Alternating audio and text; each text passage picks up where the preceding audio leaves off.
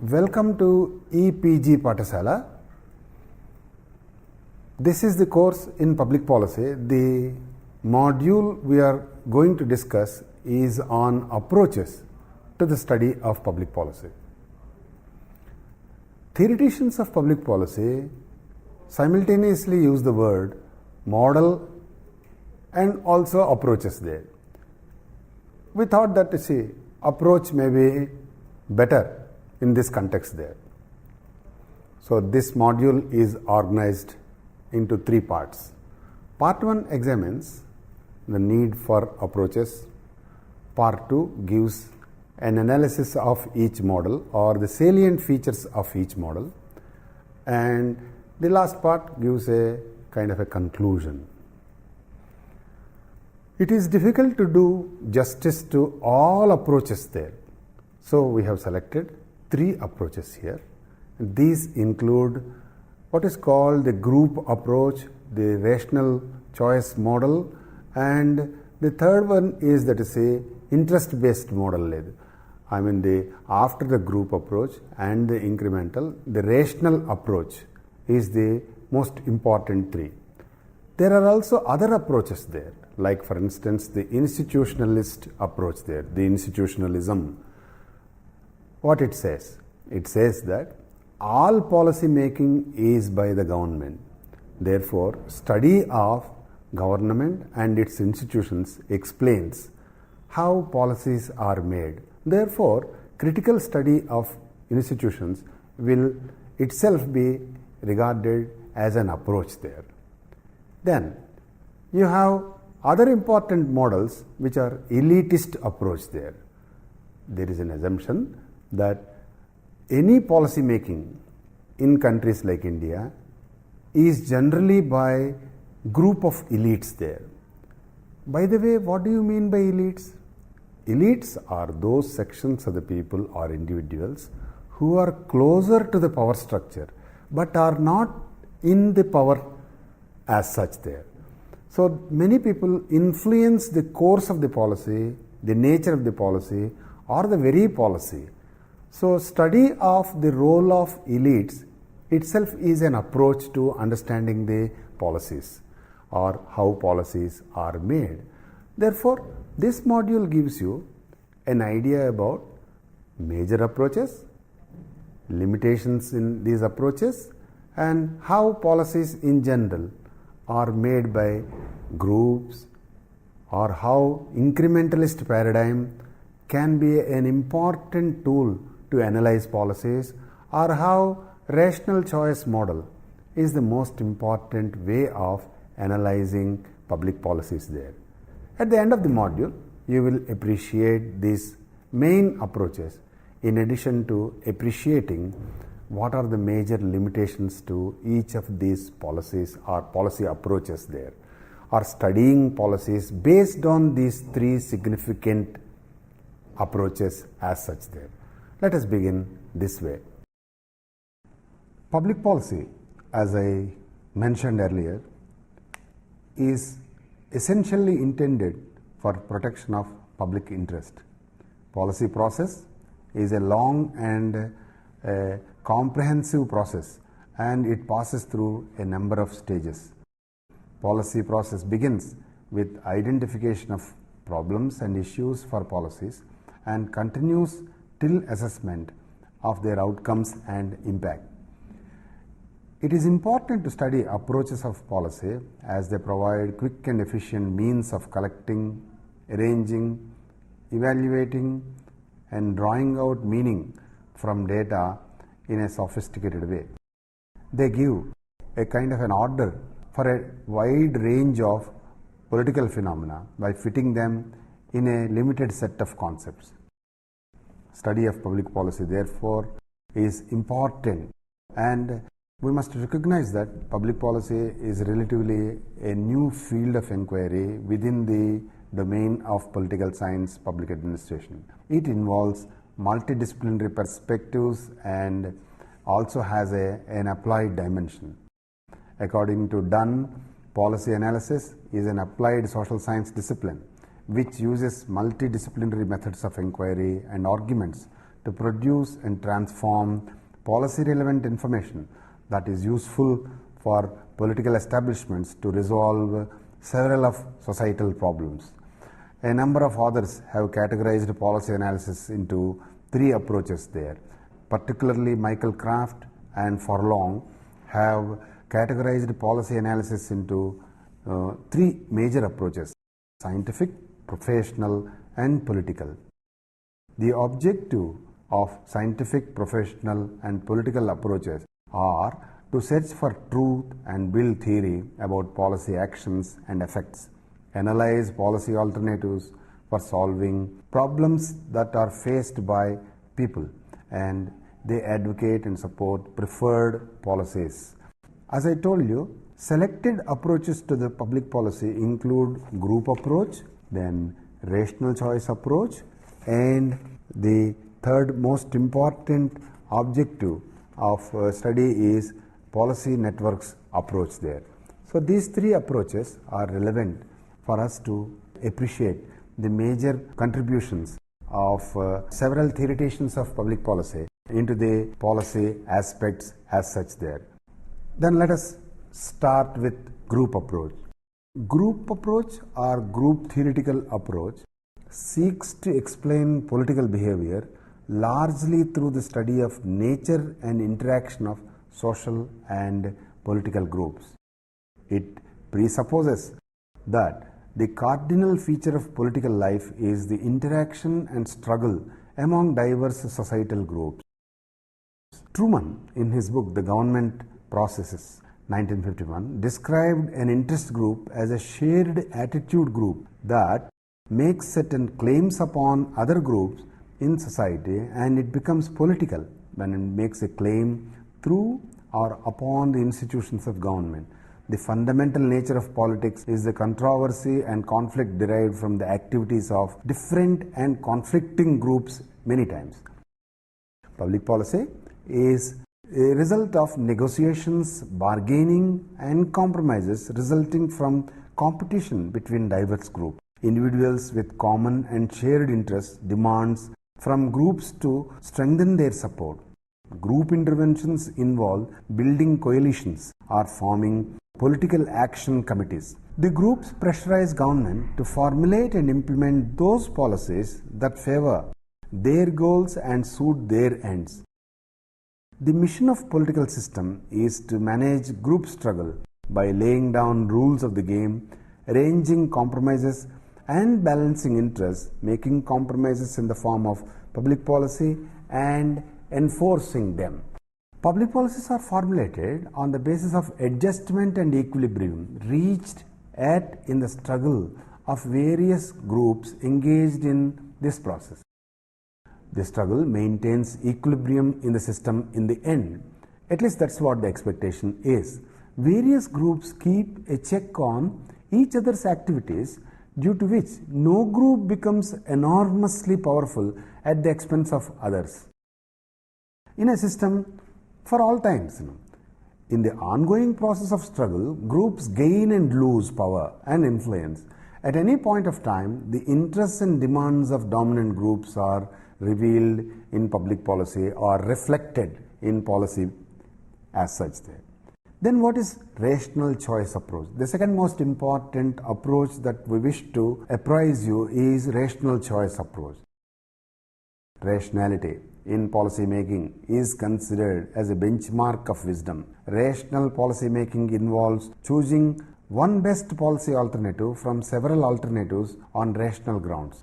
Rational choice approach is an efficiency maximization approach, and it proposes calculation of policy efficiency on the basis of all social, economic, and political values achieved and or sacrificed by the adjudication of policy. In framing a policy, all pertinent values have to be precisely considered. The champions of rational approach are Robert Havemann, Thomas Dewey, Herbert Simon. Havemann, a professor emeritus of public affairs and economics at the University of Wisconsin-Madison, views that a rational policy is one which is designed to maximize net value achievement.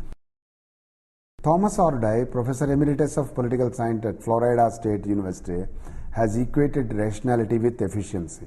For him, a policy is rational when it is most efficient, that is, if ratio between values it achieves and the values it sacrifices is positive and higher than any other policy alternative.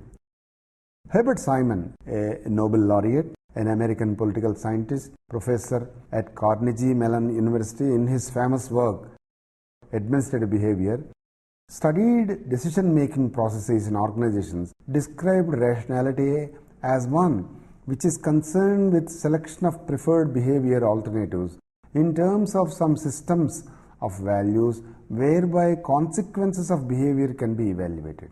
He disregards the concept of total rationality in administrative behavior. Human behavior is neither totally rational nor totally irrational or non-rational.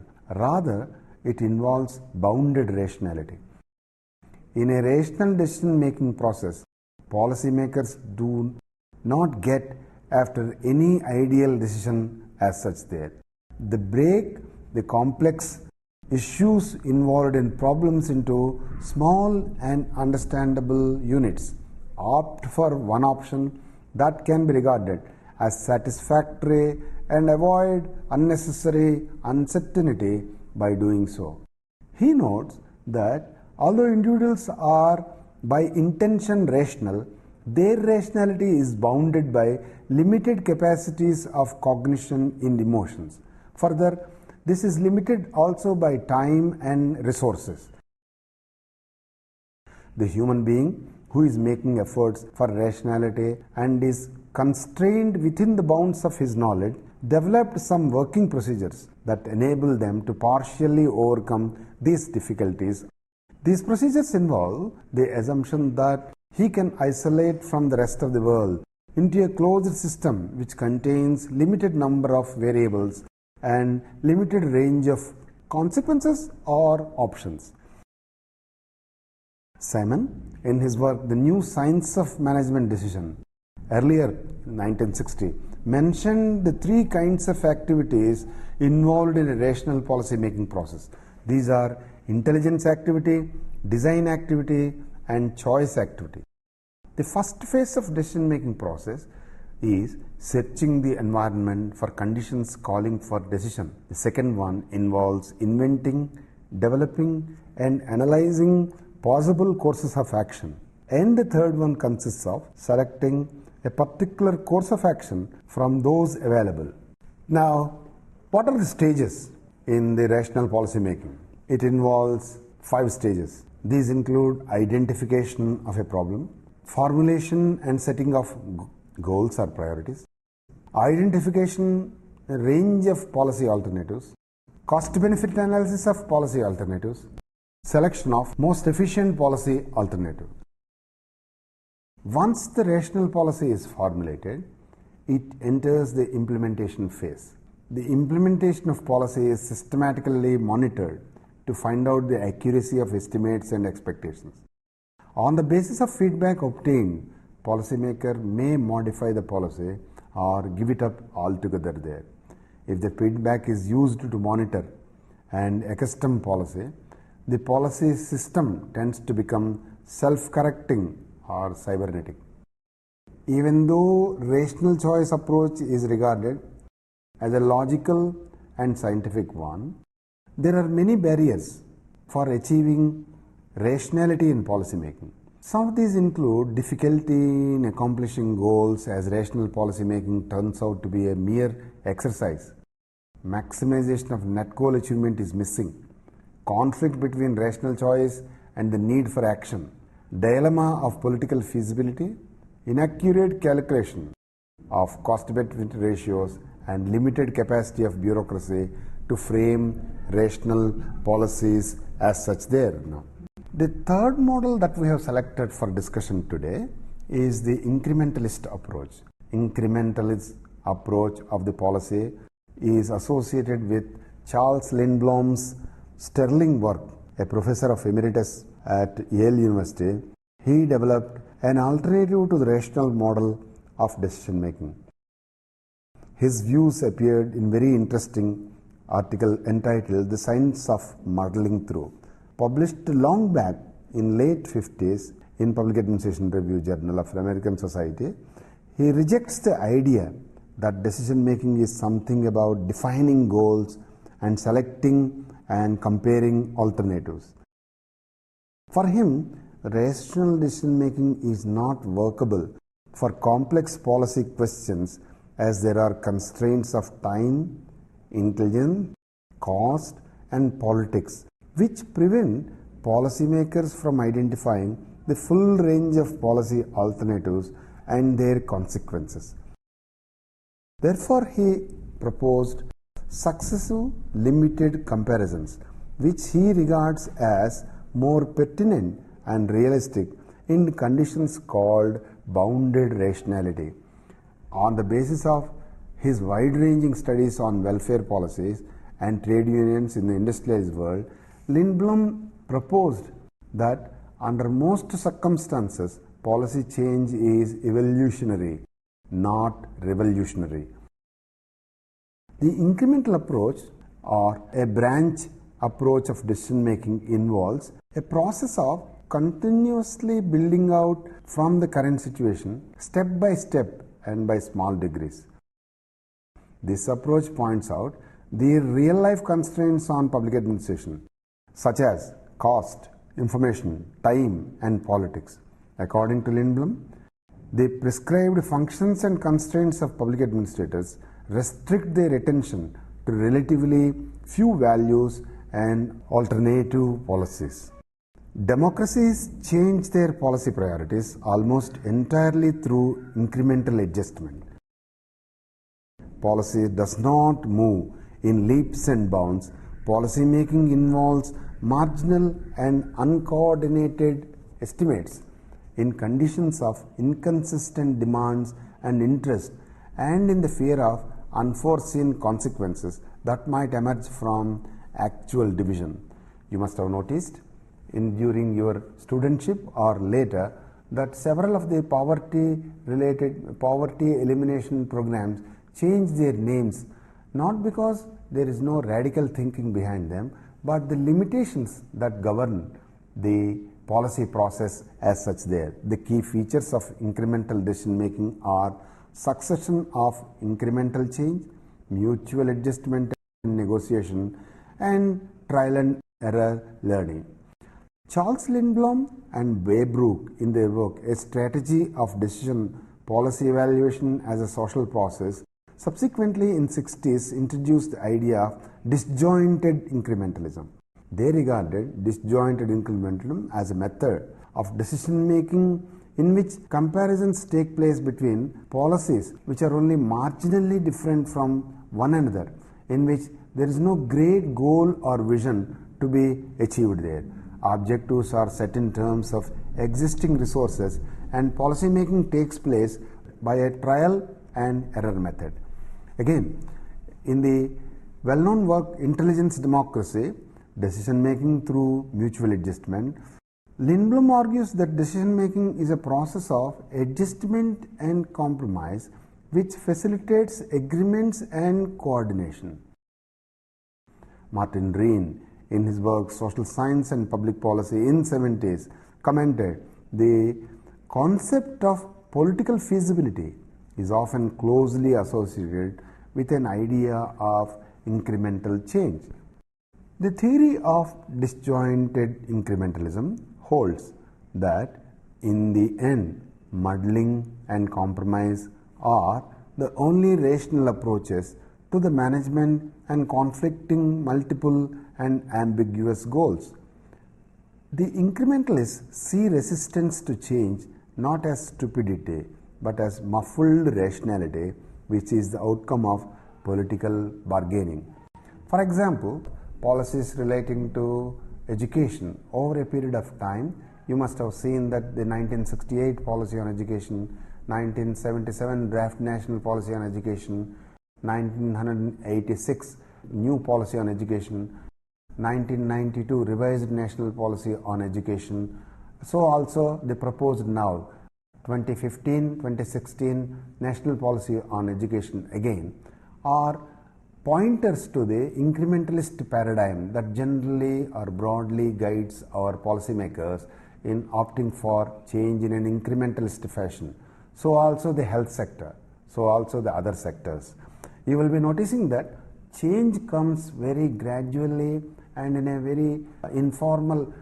Change comes not in a revolutionary way but in a gradual way, which calls for a deeper analysis into the circumstances in which policy always prefer an incrementalist paradigm. Lindblom, along with Dahl, a supporter of the polyarchy and pluralistic view of political elites and governance, and specialized elites compete and bargain with one another for control. The competition and compromise between elites drive free market democracy and enable it to thrive. These are broadly that fit into the elitist approach to analyzing the policy processes.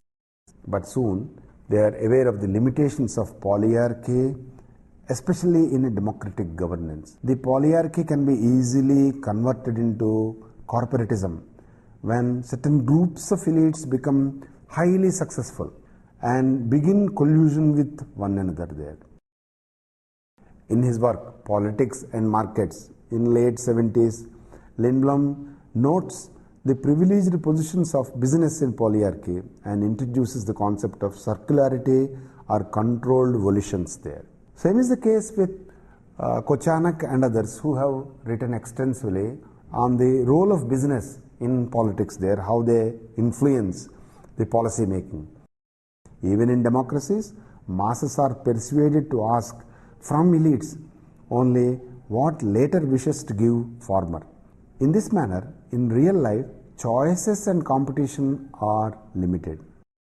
Development of alternative choices and serious discussion on them are generally discouraged. This is what the impression one gets looking at the functioning of democracies across the world. In his later work, The Market System, what it is, how it works, and what to make of it, he has elaborated several concerns raised in his first work, Politics and Markets, and subsequently in the form of new works in the early 2001. The subsequent article, Still Muddling, Not Yet Through, published in Public Administration Review, published in the late 70s again, we are making a comparison. Lindblom makes clear that the central idea in an incrementalist approach is the belief in skill in solving complex problems, and he intends to suggest new and improved ways of muddling through. He makes a distinction between incrementalism as a political pattern with step-by-step changes and incrementalism as policy analysis. Analytical incrementalism is a mode for securing the balance of power in a pluralist society in which business and large corporations have tremendous influence over policy-making processes in various democracies. He mentions three forms of incremental analysis: simple incremental analysis, strategic analysis, and disjointed incrementalism. In the early 90s, particularly 1993, Lindblom, along with Woodhouse, in their joint work, The Policymaking Process, challenged the assumption that political elites and policy analysis professionals hold the keys to improve social problem solving capacities. They argue that policy evolves through complex and reciprocal relations among all bureaucrats, elected functionaries, representatives of interest groups, and other participants. Incrementalism is criticized on the ground that the governments are encountering serious and critical problems, and mere incremental changes in the policy making are not going to solve them. Amitai Etzioni, an Israeli-American sociologist, and Ezekiel Dror, a professor of political science at Hebrew University, Jerusalem, do not agree that the incrementalist approach is a realistic and suitable normative account of decision making. Etzioni particularly regards that models based on pluralist decision making are biased due to pre-existing imbalances in power of participating interests and individuals. Dror, in his work Public Policy Re-examined, said that a sudden transformation of policy making system is not possible. Improving policy making must be a continuing endeavor requiring sustained efforts over a period.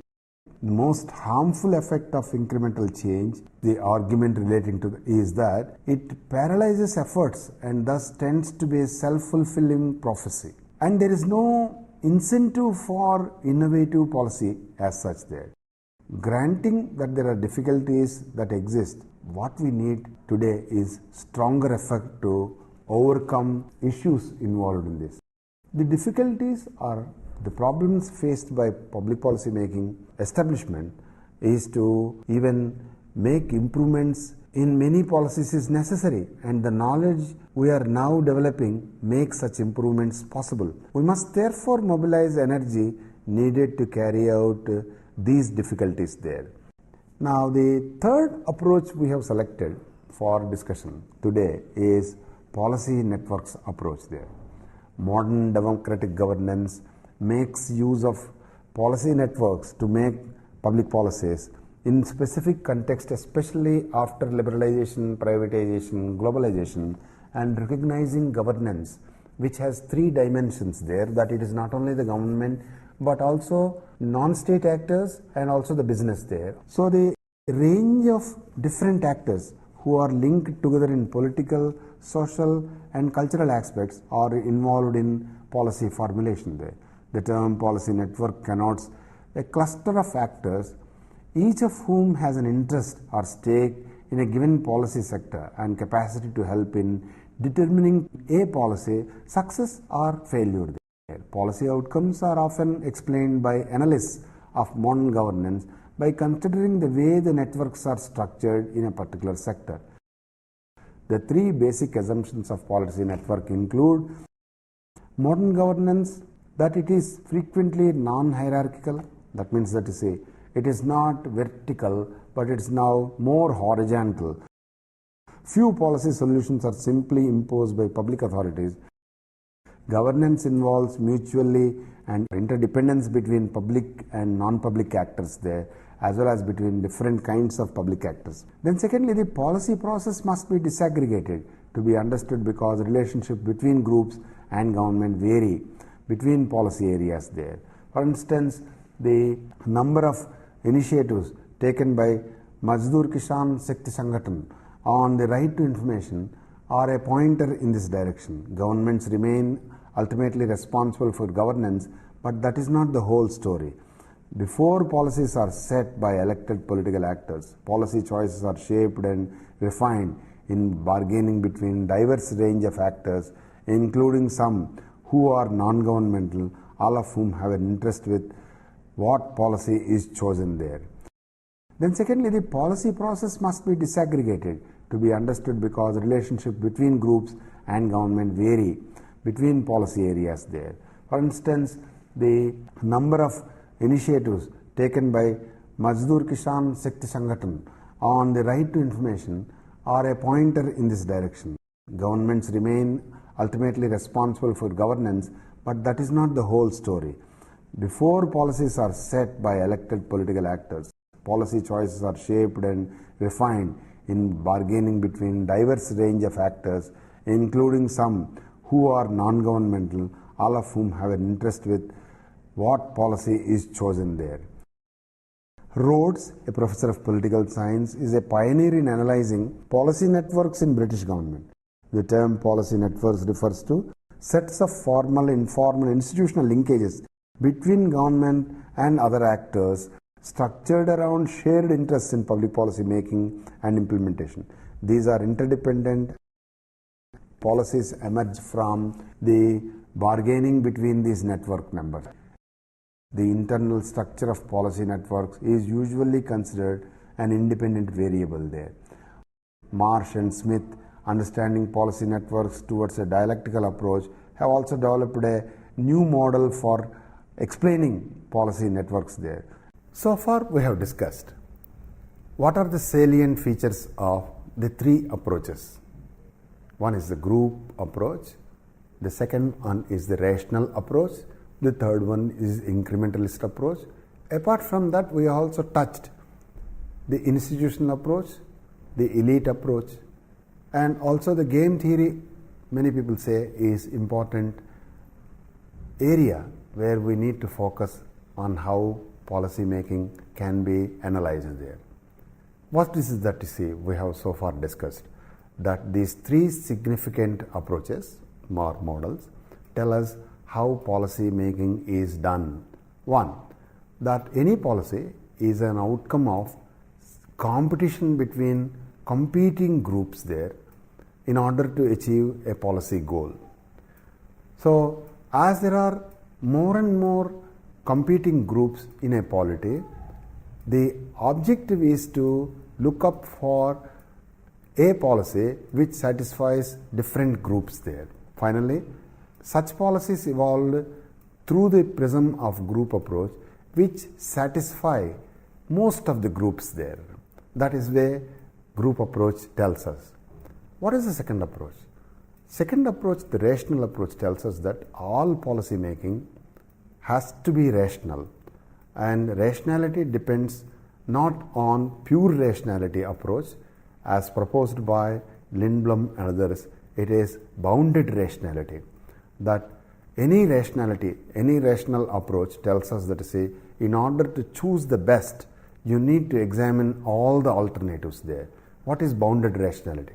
On a particular situation, on a particular day of policy making there, whatever information is available and the logistics that are there condition the policy making. Therefore, rational policy making also has certain limitations there. What is the third approach?